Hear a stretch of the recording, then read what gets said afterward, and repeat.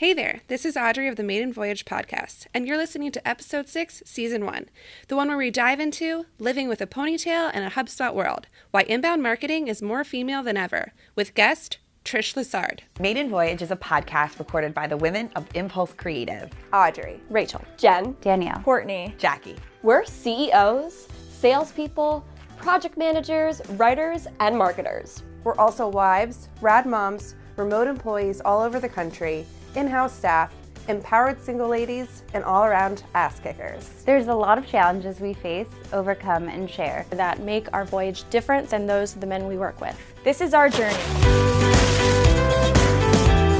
Welcome to Maiden Voyage, and today we're interviewing Trish Lessard, a fourth-generation entrepreneur and co-founder of Media Junction. Glad to be here. Thank you for having me. We're so excited that you're joining us. I have to know, because you're a fourth generation entrepreneur, like you are following in the footsteps of some, it sounds like pretty amazing people. Can you talk to me about like your family and what that means, fourth generation entrepreneur? Yeah, I mean, it means being raised with a completely different mindset. Everything is around business. It just seems like if I wasn't in business myself, I'm not sure that I would be able to handle it. Just the different conversations that you have around the house, just the way you're raised. So everything is just about business. And what were those other businesses that your family has been involved in? Right. So my grandfather owned a butcher shop, and my great-grandfather owned a grocery store and liquor store. My parents owned a construction company, and then there's me, Media Junction. Yeah, digital. What would you refer to Media Junction as, like a digital agency, or kind of how do you entitle and encapsulate who you are at Media Junction? Media Junction is a full service web design firm. We offer inbound marketing, inbound sales, and branding, design services. And I started the agency in 1997 as a web design company. So. Oh, awesome. Okay. So that's kind of where your roots are. Yeah. What were you doing before you opened Media Junction? As a mom. Yes. Yeah. Did you have like you've got some moms on the line here, me and Rachel. Yeah. But are you, my question was going to be, was your background did you have web development background when you were momming? Were you like deving at night and momming during the day? How did that work? I knew nothing about web design. I just knew that the internet was super cool, and I saw the possibilities of it, and I was like, I just want to be a part of this. So everything is, I self-taught myself everything I know. Heidi. Say goodbye. Hello. That's Carter. Hi, Carter.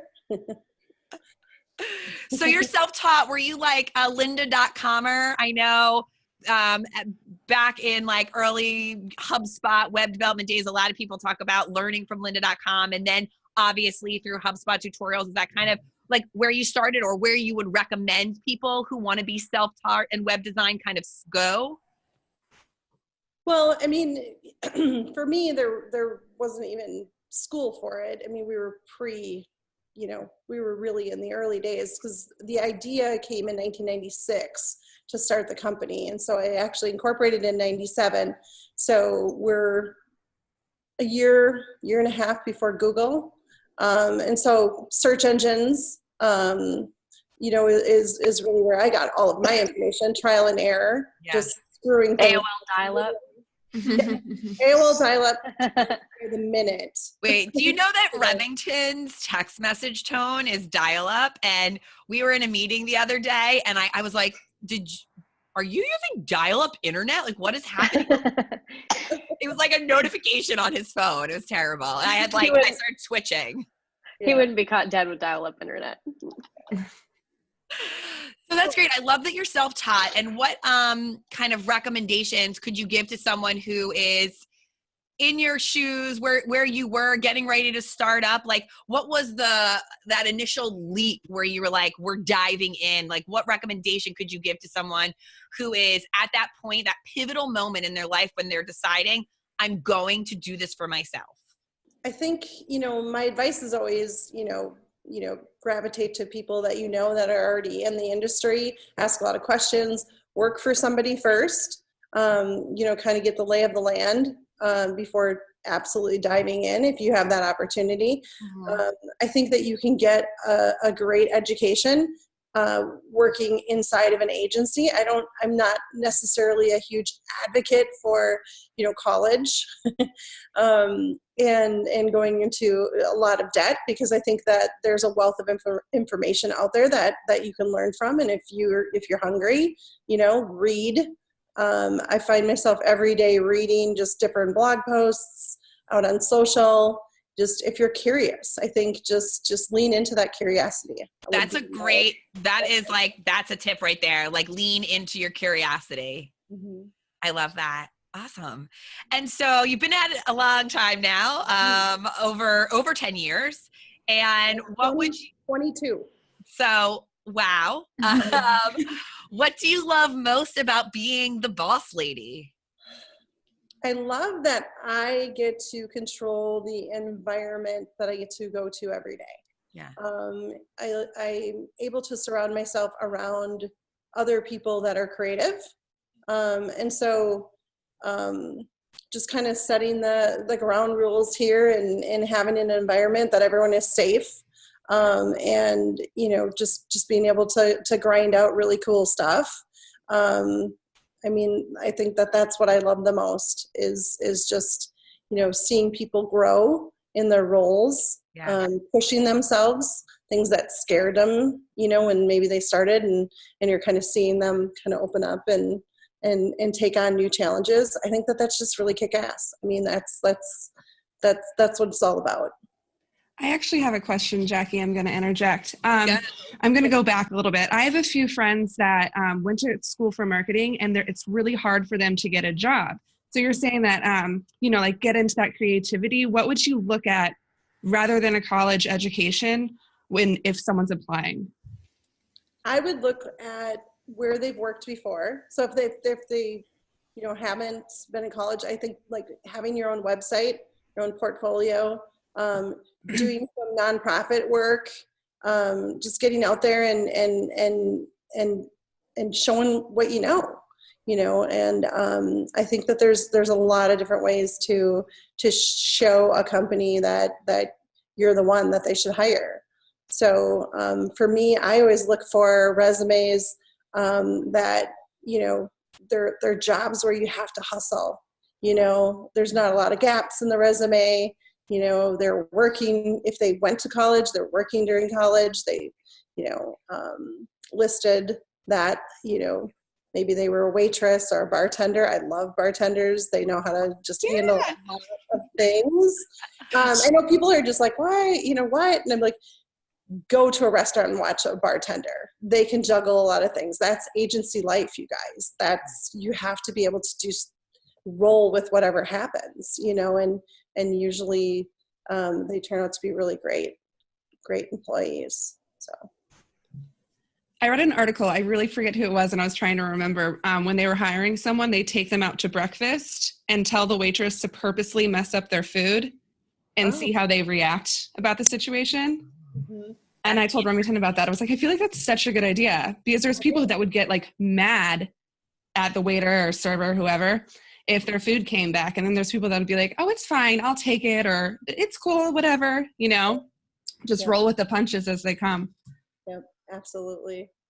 Yeah, you can tell a lot about a person the way that they treat other people. Yes. Sure, yeah. True. Absolutely. And their pets. So what was that moment when the agency started in 97, right? You're grinding it out, you're putting the work in. When did you feel like you made it? And what was that moment like? When I was able to actually pay myself and cash a paycheck. All right.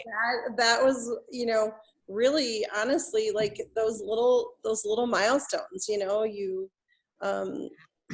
leaders kind of eat last, and that's true. You have to be prepared to be extremely broke and, in the very beginning. And I would say that absolutely was, having the money coming in, not worrying as much, about that. I mean, obviously still always worrying about money, you know, but, you know, that would be my one thing, you know, cashing that paycheck and knowing that it's good. And, you know, I love that. So did you do anything fun with it? probably paid bills and probably took my kids out for Chinese food and Right. rented movies at Blockbuster. That's, you know, I miss that. Night. Yeah. I miss Blockbuster. So at some point in the last 22 years, and if maybe you could talk us through your decision to move into working with a company like HubSpot and becoming a partner. Yeah, sure. So, you know, HubSpot actually reached out to me, which was really, you know, kind of out of the blue. And, you know, they were starting a partner program and this gal called me and she was just really cool. And she's like, you know, I think you guys would be a really good partner. We've got this, you know, CMS. And, you know, she wanted me to join the partner program. And back then it was, you know, let's see your financials. Let's kind of go through, let's see if you would be a good partner for us. And, you know, I was like, wait a minute. I need to check out your product to make sure that I feel like this is a product that I could represent. And as long as I think it's great, then, you know, it's good enough for my clients. You know, so we became a customer before we became a partner. And I would say, you know, absolutely before diving into any partner program, I would use the product, get to know the people, give feedback, see how they take feedback. Mm-hmm. You know, HubSpot was Great just point. hungry for feedback. You know, when Brian talks about, you know, feedback is the breakfast of champions, that's true. I mean, they have been that way since 2011, since we started. So, you know, I just think align yourself with the people that you know, can help your customers grow. And so it's not always about the money. It's about, you know, making things easier for clients and really helping them grow. Yeah, I love that. I love the emphasis on feedback, and that if an organization doesn't want to take your feedback, there's got to be something wrong as a culture there that you just don't want to align with. Exactly. Yeah.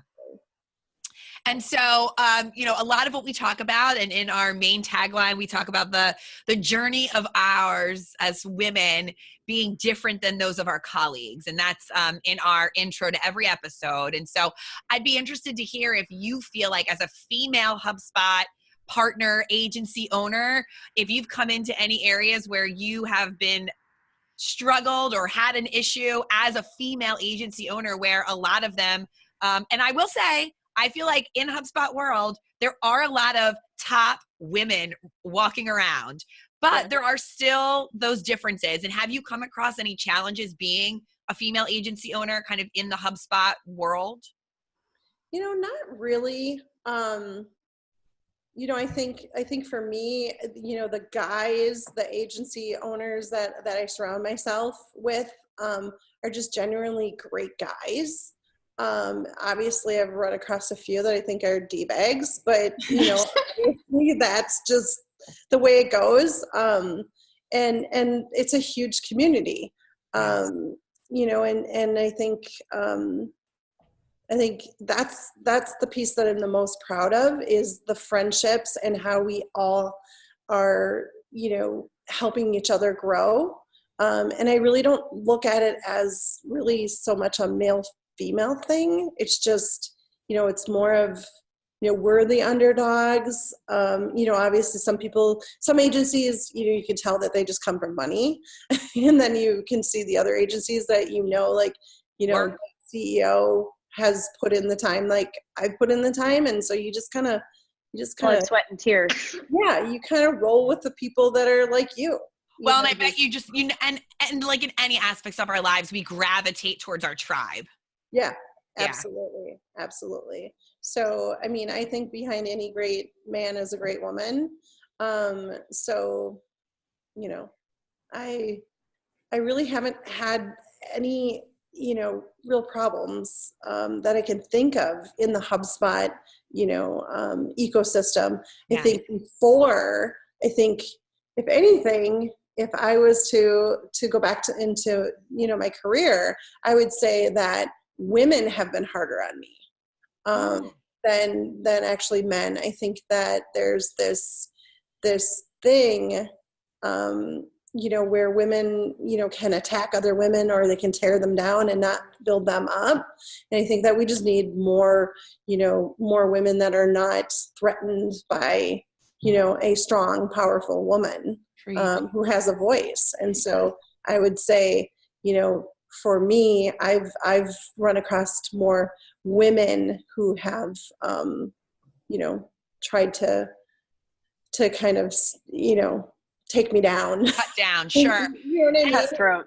So, In that vein then, Trish, do you do anything to what's that term they use to reach back and pull up? I feel like there's a term they've been using for that out there. But like, what are you doing to empower young women, if anything, to kind of show them that you can lead and charge through? Is there anything you do?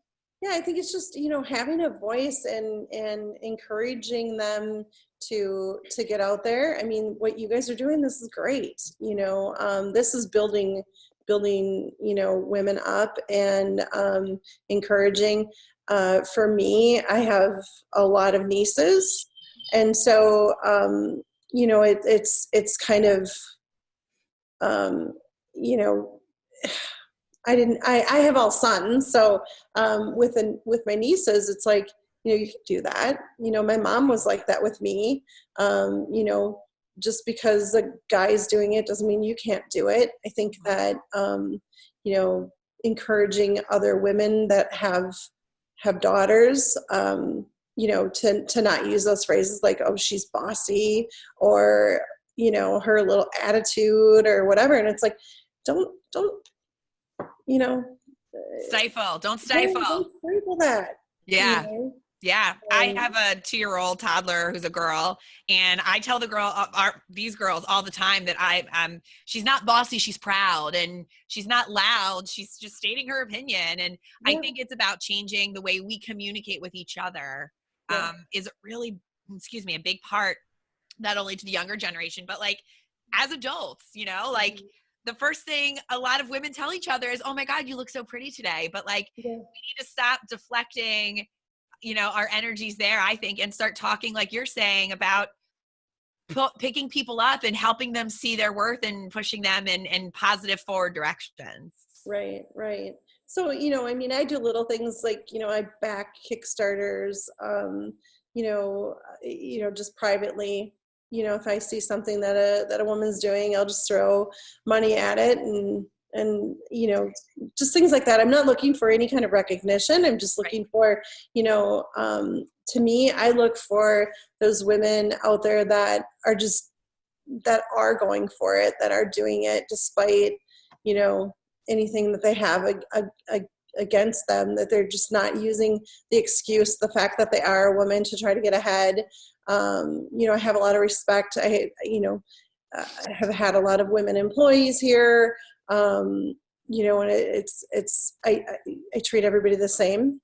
It's not like just because you're a woman, you're going to get an easier ride with me. I push them just as hard, if not harder. Yeah. I think, just having a little bit thicker skin to kind of, build that confidence inside yourself. And so sometimes I can come across as a little crass or and it's like, well, why, and what's the excuse for, and so I think if you come across whiny and you're complaining all the time, that's just in you, I just think that women just have so much opportunity today. I think of people like my mom in the 1960s, 70s that were running, a business, how hard that was, and how she had to probably, turning her head or, not listening to the noise or the distractions, trying to put her down. Yeah. And I just think about all of those strong women that have fought for us to get to where we're at today. And it's just like, we have so much opportunity. Yeah, it sounds like you had an amazing role model, entrepreneur mother in the 60s. Like, I mean, it doesn't get much tougher than that. Yeah. And in the 70s, as I was growing up, very few mothers worked. And so when a mom worked, I found myself being friends with the girls that their moms worked. Yep. Because the other girls were different. They had a different, way of lifestyle and and so, I think, that's great. Cool. I think there's a lot of badass women out there that have paved the way for us. So I think that's for sure. That's awesome. Mm-hmm. So we've been talking about all these like roses and fun things, and I'd love to know, I asked you what was the best thing about being the boss, but what's the toughest part about being a boss lady?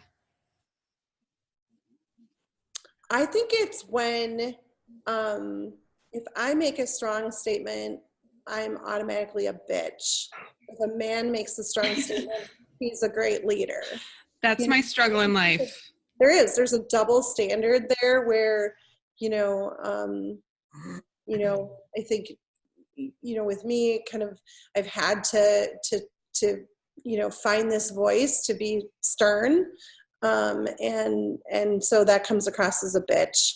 And, I guess I'm fine being called a bitch, but, and I think the other thing is when you're passionate about something, automatically, why are you so emotional? That throws me through the roof when somebody's like emotional, so, I think, still being a woman leader, I think there's just some of those things out there, oh, she's bossy or, stuff like that. So I think, like Audrey said, she definitely relates. I struggle with that so badly. I'm a project manager at Impulse, and most of the guys in my project team, well, they're all guys actually, except for Danielle. And but you're not on my project. Whatever. And so whenever I say something, I constantly I'm texting girls I feel like I just sounded like a bitch. And they're like, Audrey, you totally didn't. You had to do your job. But then when I tell them what to do, I never feel like I'm a bitch ever. Exactly.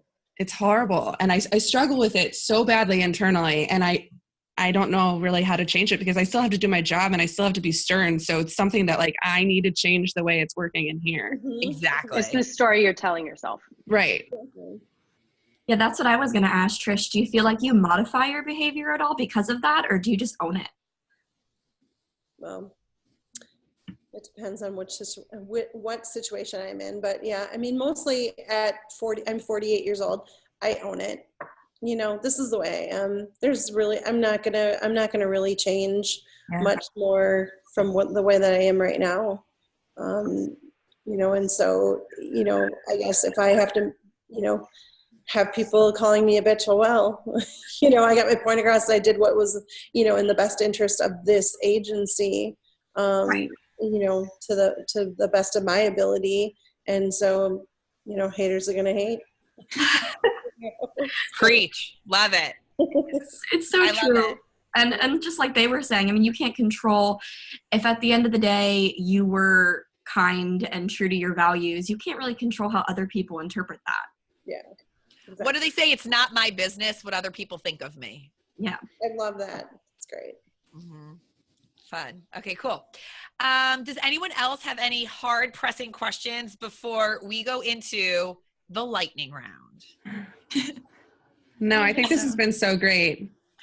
Yeah, thank you so much for being open and sharing with us. So, Trish, you said that you are a mom. I know you have 3 adult sons, right? Yeah. And so how have you managed, your work-life balance? Because I know that's a struggle for some of us here on the phone today. So I think in the early days, it was really hard because I was pulled in so many different directions. The kids needed me so much more. and so as they started to get older, the business started to kind of be a little bit more self-sufficient, didn't need me as much, just taking the time, I think was, I think it was hard. I always felt guilty. I always felt pulled in so many different directions. Yeah. But now just, it's so healthy for your brain. It's so healthy for your body to just walk away and unplug. And, the work will always be there.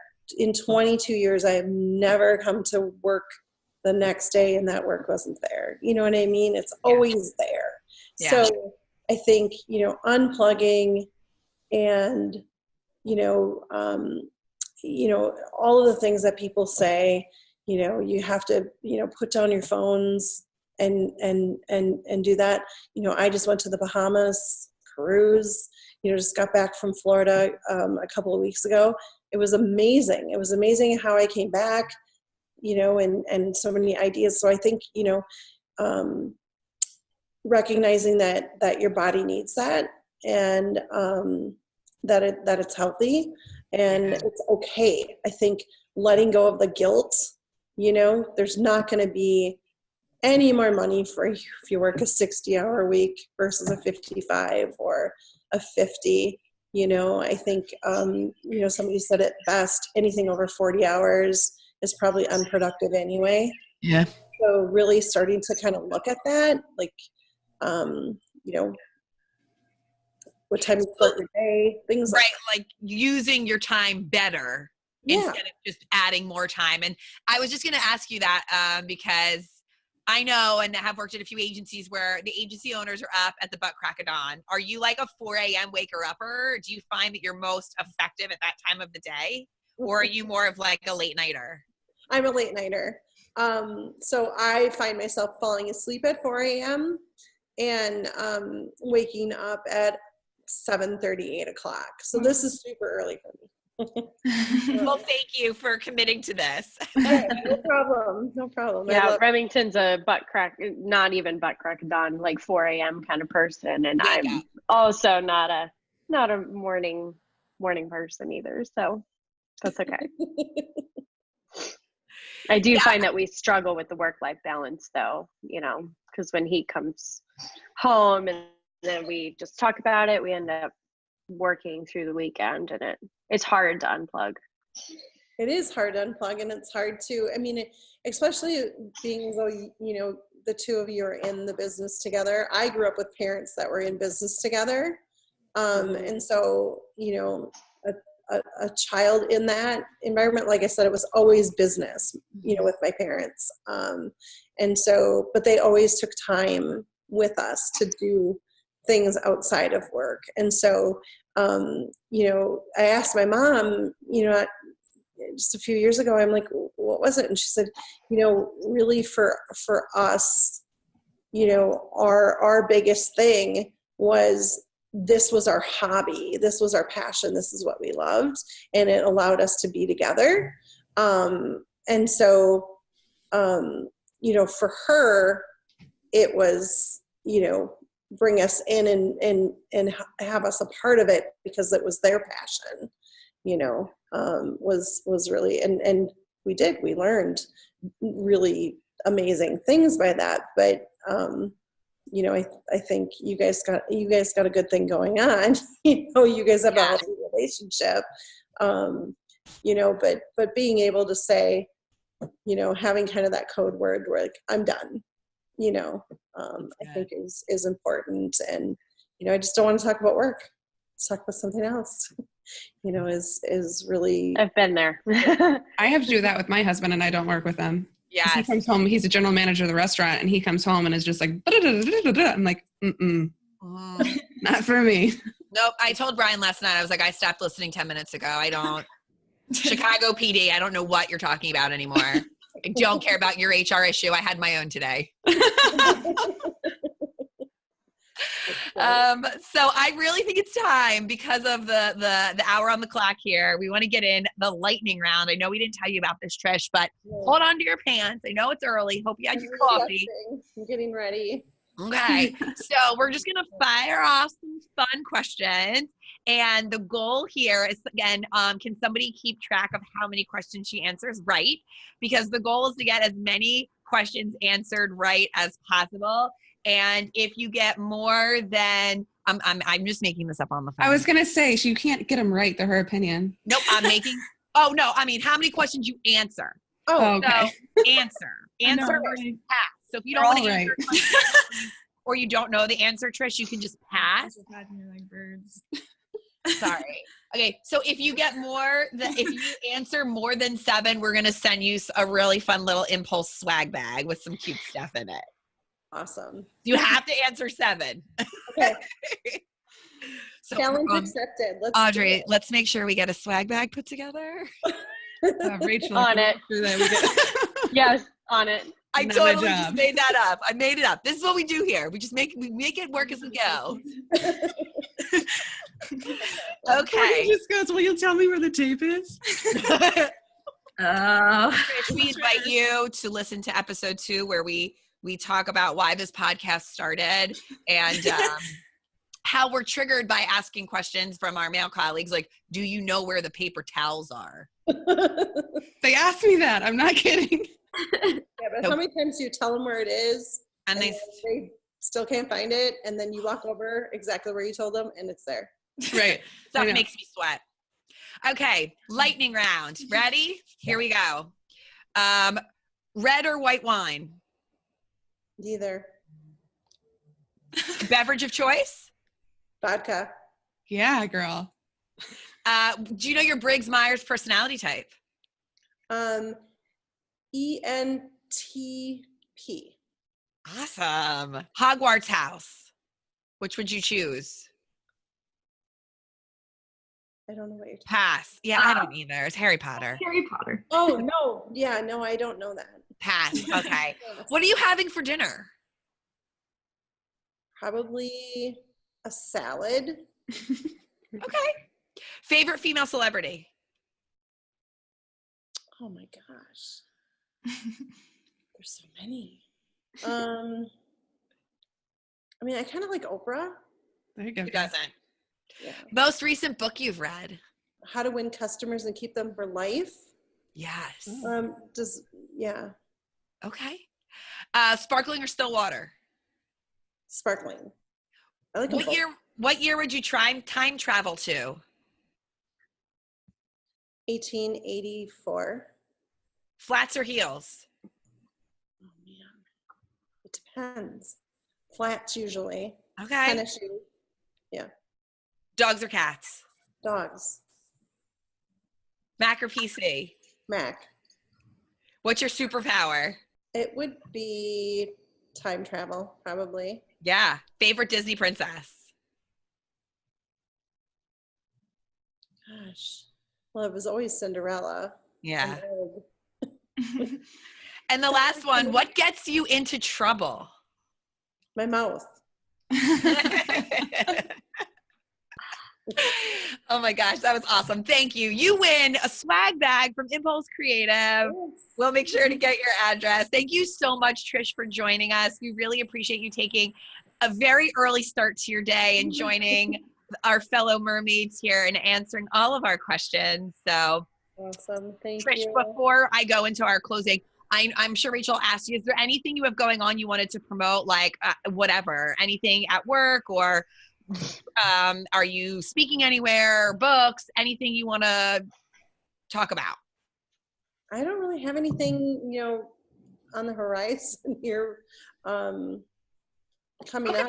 There's really nothing that I can think of. It's mediajunction.com. We can tell people they can check you out there. Yep. Okay, awesome. Sadly, that'll do it for this week's episode of Maiden Voyage. We'd like to thank our amazing guests, Trish Lessard, and our amazing listeners. Because let's face it, lady life is hard. It's incredible how much we accomplish every single day. And we all deserve awards for just existing. If you're listening to the show and want several new best friends, leave us a rating and review us on iTunes. Subscribe, comment, and share us with your favorite lady friends. If you're watching the show, make sure you subscribe. Click the thing for instant notifications, speak your mind in the comments, and share us with your fellow Voyagers. tune in next week for episode 7. Until then, stay your course and remember, this is your voyage. Make it amazing.